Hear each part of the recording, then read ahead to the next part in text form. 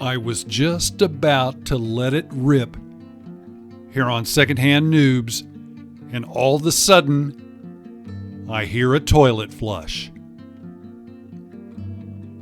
You see what I'm saying? Synchronicities. Today on Secondhand Noobs. Hello there. This is Jerry B. Facetious. Just wanted to get on the microphone and say that I am one with the universe and one with the cherry cola. Thank you very much. Kind of like the 101 that I'm talking about here in our transition to cognitive understanding of metaphysical somewhat realities. Subjective realities. That's what they are. They're all just mental pictures, eventually turning into an alphabet, and then turning into concepts, and then turning into great stories about cherry cola.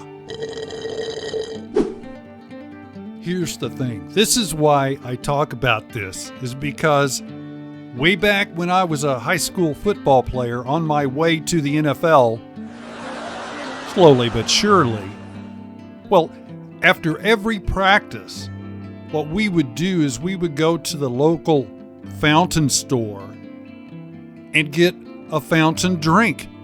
And of course, my favorite was cherry cola.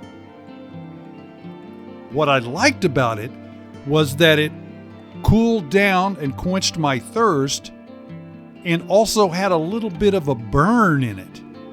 And so it was kind of like cherry fire cola. Just saying. I digress. Of course, we're talking about syzygies. These are three celestial bodies in alignment, not perfect alignment, but in alignment. That's what a synchronicity is you can't just see red. It has to correlate not only with what you see, but what you think you see, and then what you think you see.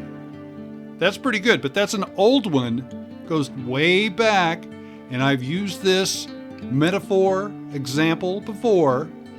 There's the seed, there's the knower of the seed, and there's the knower of the seed.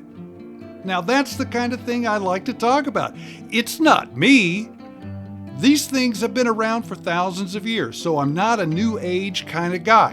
What I thought would be interesting, my sada, my investigative consciousness, was about seeing if there was any synchronicities about what was being said thousands and thousands of years ago by the elites that learned how to read and write and learned not to teach other people to read and write.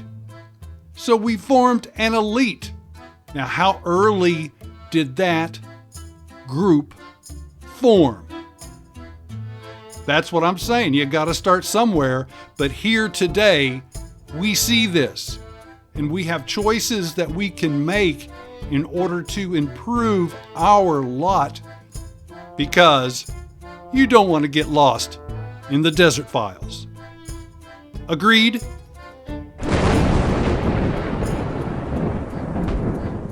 Probably.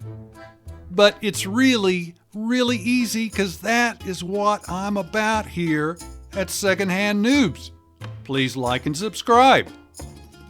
But here it is. Pay attention.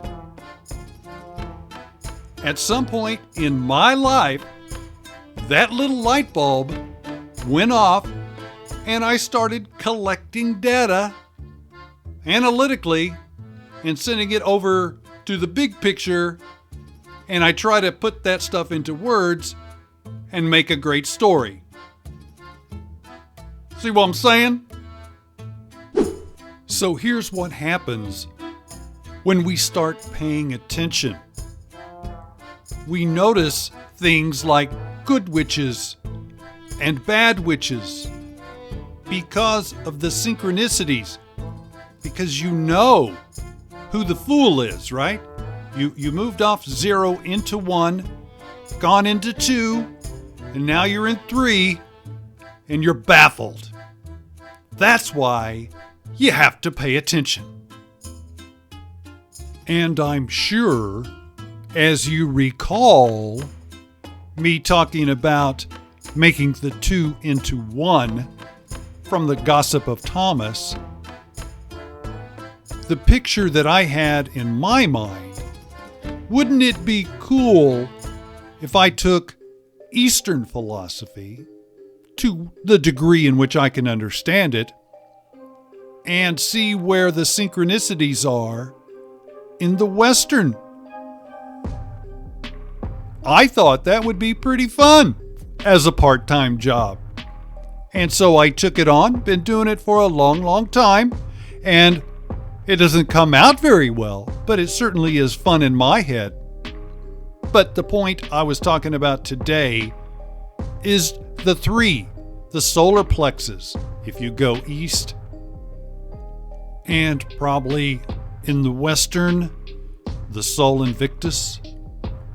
We've had a lot of practice with what we're doing. And the point is that if you pay attention, you can resolve some of these issues fairly easily just by making simple decisions. Knowing about the solar plexus.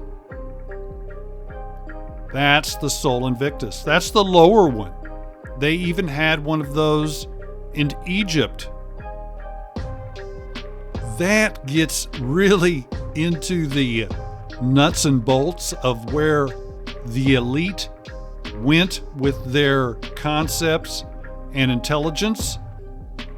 All they really needed was a 125-pound, 35-year-old healthy Egyptian. Plenty of those around. You know, you have to give a nod to Democritus.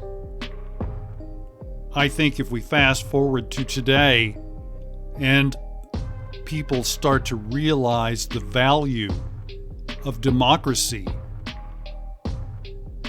everybody's life would change, because we're intelligent enough to see the good witches and the bad witches, and we're doing a most fantastic job of taking care of that business. Even though it's slow, that's the way democracy is. Be patient, we'll work it out. And it's in the works.